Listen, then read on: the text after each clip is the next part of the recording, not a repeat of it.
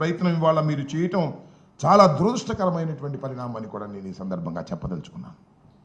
Grant తీసుకురాలేరు. ఇవాళ చూశాను నేను డయాస్ మీద, సరే ఒకరి అవసరం ఒకరికి ఉంది కదా, పరస్పరం కొట్టుకున్నారు డబ్బా.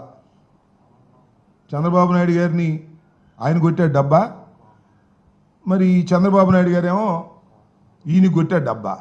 ఇద్దరు పరస్పర డబ్బాలు కొట్టుకునే కార్యక్రమం తప్ప ఎంత ఖర్చు పెట్టారండి నిన్న ఈవెంట్కి? ఇన్ని వందల కోట్లు ఖర్చు పెట్టారు ఈవెంట్కి.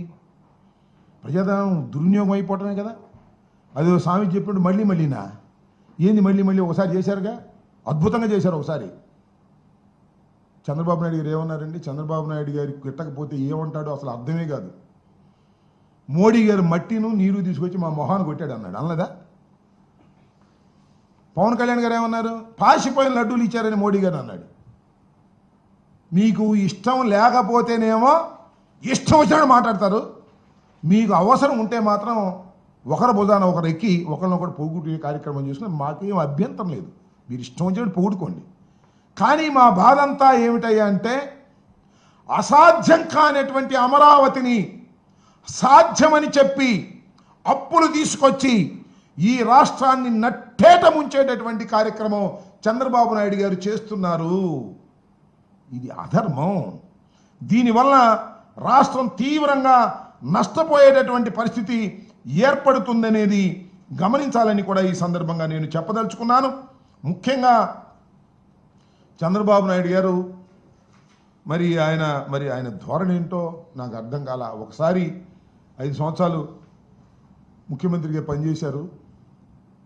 అమరావతి ఒక భ్రమరావతి అనేది ప్రజలు గమనించారు. చివరికి అమరావతి ప్రాంతంలోనే ఆయన ఓడించారు.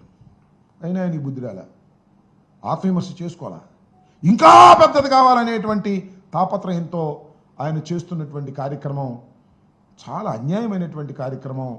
దీన్ని ప్రజలు అర్థం చేసుకోవాలనేది మా బాధ తప్ప మేమేదో అమరావతి అద్భుతంగా జరుగుతుంటే మా కడుపు మండి మేమేదో చేస్తున్నాం అనేది కాదు. అమరావతి అనేది ఈ రాష్ట్రం ఒక అద్భుతమైన నగరాన్ని తీర్చిదిద్దటానికి కావలసినటువంటి ఫండ్స్ లేవు. ఆ ఫండ్స్ లేకపోవటం వల్ల అప్పులు పాలైపోయి మనం చూసాం కదా. మీరు చాలామందికి మన టోల్గేట్ దగ్గర ఈ పక్కన ఒక పెద్ద అంతస్తుల మేడ ఉంటుంది చూశారు కదా, వెంజులానో ఏదో. పాపం ఆయన ఇట్టా కట్టి అప్పులు పాలైపోయాడు. చివరికి దానికైతే రాష్ట్రానికి పట్టేటటువంటి పరిస్థితి ఏర్పడేటువంటి అవకాశం ఉందనే విషయాన్ని దయచేసి మర్చిపోవద్దని, ఇలాంటి కార్యక్రమాలు చేయటం చాలా దురదృష్టకరమైనటువంటి పరిణామం. దీన్ని మసిపూసి మారేడుకాయ చేసి ఏదో అద్భుతాలు సృష్టిస్తామనేటువంటి ప్రయత్నం 3 సంవత్సరాల్లో 4 సంవత్సరాలు, ఇప్పటికే 1 సంవత్సరం అయిపోయింది. నేను ఇంకొక విషయాన్ని కూడా చెప్పదలుచుకున్నా. అసలు ఎప్పుడు కూడా ఈ ప్రజాస్వామ్య దేశంలో 5 సంవత్సరాల తర్వాత ఎన్నుకున్న తర్వాత మళ్ళీ 6వ సంవత్సరంలో ఎన్నుకోరో అర్థం కానిటువంటి పరిస్థితులు ఉన్నాయి వాళ్ళ రాష్ట్రంలో, దేశంలో కూడా ఉన్నాయి. కాకపోతే మోడీ గారు 3వసారి ఎన్నిక కాబడ్డాడు, అది వేరే అంశం. కానీ ఒకసారి వచ్చిన ప్రభుత్వం మళ్ళీ వస్తో రాదో తెలియనటువంటి అగమ్య గోచరమైన పరిస్థితులు ఉంటాయి రాజకీయంగా. అలాంటిది 1,00,000 కోట్లు పెట్టి ఒక మహాపట్నాన్ని నిర్మించేస్తామంటే 3 సంవత్సరాలు అయిపోయేది కాదు, 5 సంవత్సరాలు అయిపోయేది కాదు, అది 10 సంవత్సరాలు పట్టేటువంటి కార్యక్రమం ఉంటుంది. నేను అడుగుతా ఉన్నా ఇంకో మాట. చంద్రబాబు నాయుడు గారు మొన్న ఈ మధ్యన మీటింగ్ పెట్టారు కదా మీరు రైతులతో. రైతులు ఏమన్నారు? ఏమండి దీనికి ఒక చట్టబద్ధత కావాలి అని అడిగారు. ఎస్ నేను చట్టబద్ధత ఇప్పిస్తానన్నావు. నేను మోడీ గారిని అడిగావా డయాస్ మీద? ఊరిని గ్యాస్ కొట్టడం తప్ప, ఆయనకి నువ్వు ఆయనకి గ్యాస్ కొట్టడం తప్ప దీనికి ఒక చట్టబద్ధత కావాలని అడిగావా? అడగలా. ఓకే, అప్పు సంగతి సరే. ఏమండి మోడీ గారు, భారత ప్రధాని గారు, మీరు మా రాష్ట్రం వచ్చారు, మా అమరావతిని పునఃప్రారంభించారు, మా గ్రాంట్ ఇవ్వండి ఒక 25,000 కోట్లని అడిగారా? అది అడగలా. రైతుల్ని నట్టేట ముంచేటటువంటి కార్యక్రమం ఇవాళ చంద్రబాబు నాయుడు గారు చేస్తున్నారు. ఈ 33,000 ఎకరాలు ఇచ్చినటువంటి రైతులు మళ్ళా 45,000 ఎకరాలు మళ్ళా నువ్వు సేకరిస్తే కొనేవాడేవాడు? అమ్ముడు పోయేది ఎక్కడా? రేట్లు పెరిగేది ఎక్కడా? ఒక అంతులేని కథలాగా అమరావతి ముందుకు సాగటం తప్ప అమరావతి అభివృద్ధి చేసేటటువంటి పరిస్థితి లేదు, ఆ ఆర్థిక స్తోమత లేదు.